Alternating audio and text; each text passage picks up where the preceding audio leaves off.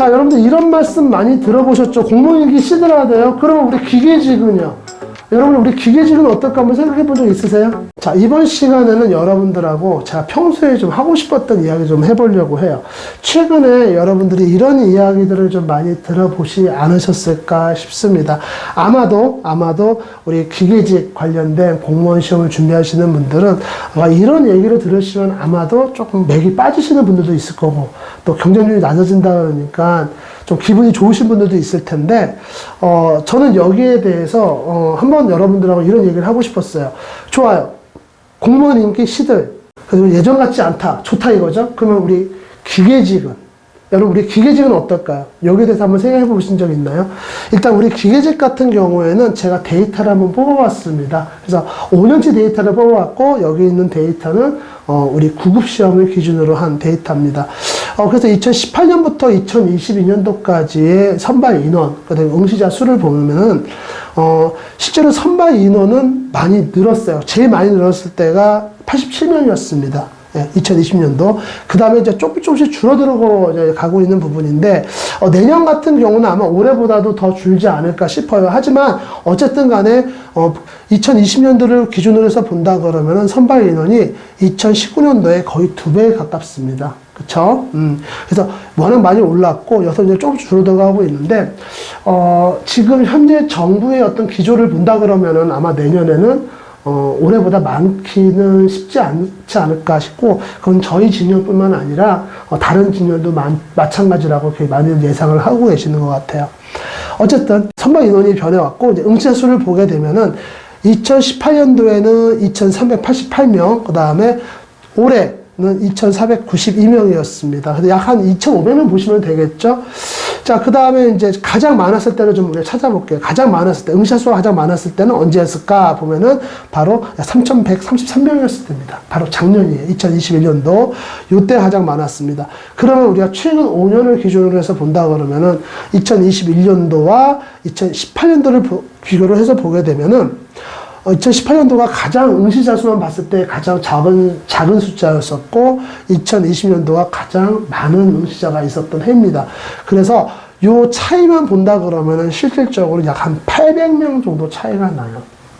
그러니까 제가 드리고 싶은 말씀은, 우리 기계직 같은 경우에는 워낙 소수직렬이었습니다. 워낙 소수직렬이었고, 우리 이 경쟁률을 좌우하는 건 사실 응시자 수가 아니라 어디가 무엇이 작용을 한다? 네, 바로 선발 인원이 결정을 해요. 네. 그러니까 우리는 정말 응시자가 많이 모여봤자 3,200명대? 입청되는 거고, 적으면은 2,300명대. 이렇게 보시면 좋은 거죠. 그래서 거기에 따른 경쟁률도 이렇게 표시가 되어 있는데, 요 경쟁률을 갖다가 전반적인 우리 공무원 시험의 경쟁률하고 좀 비교를 해본다 그러면은, 실질적으로 전반적인 우리 공무원 시험의 경쟁률은 실질적으로 매년 낮아졌습니다. 이건 사실이에요. 근데, 이 부분에 대해서는 그냥, 흔히들 하는 얘기처럼 공무원 인기가 정말 시들해졌다 이렇게 보는 것보다는 또 다른 관점에 좀 해석이 있는데, 그거는 다음 시간에 다른 영상에서 제가 말씀드리도록 하고요. 어쨌든 수치적으로 낮아진 건 사실입니다. 근데 거기에 비해서 우리 기계직 경쟁률은 한번 2020년도를 제외하고는 비슷한 숫자로 낮아지고 있어요. 그래서 요거는 왜 그럴까 생각을 해보게 되면은, 경쟁률이 낮아지는 이유는 한마디로 선발 인원이 2020년을 기준으로 해가지고 많이 늘었다가 이제 조금씩 줄어가고 있는데, 거기에 비해서 응시자 수는 2020, 2021, 2022가 매우 이제 그 격차가 별로 없고, 특히나 올해 같은 경우는 이제 뽑는 인원수에 비해서 그닥 많이 줄지 않았기 때문에 완만하게 줄어들고 있는 걸로 보입니다. 그러니까 큰 틀에서 보면은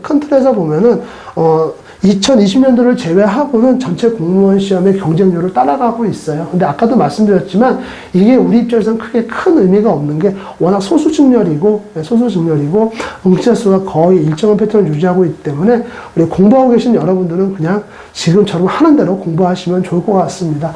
경쟁률이 낮아졌다고 해서 좋을 것도 없고요. 또 나중에 높아졌다고 그래가지고 또 겁먹을 것도 없고요. 그냥 가던 길을 그냥 쭉 가시면 좋을 것 같습니다. 자, 여러분들에게 제가 이 말씀을 드리면서 지금 기계직 공무원이나 군무원을 준비하시는 분들에게 좀 우리 기계직의 특징을 한번 제가 정리해서 말씀드리고 싶습니다.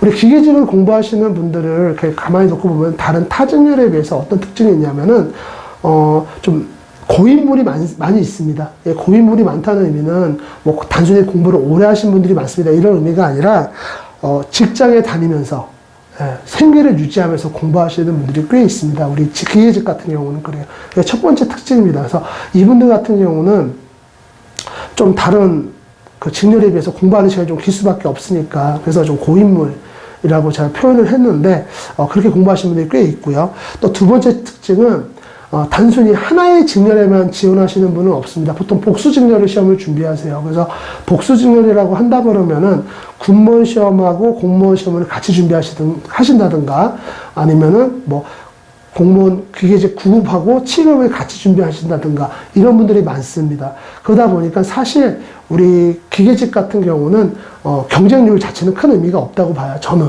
예. 다시 뭐가 의미가 있냐면은 매번 시험이 끝나고 나는 합격 컷하고 모집 인원이 중요한 것 같습니다. 근데 지금 요 모집 인원에 대해서 보면은 2020년을 기준으로 조금씩 떨어지고 있는데 아마도 내년에는 올해보다 더 많아지기는 힘들 것 같다고 아까 앞에서 말씀을 드렸던 것 같아요.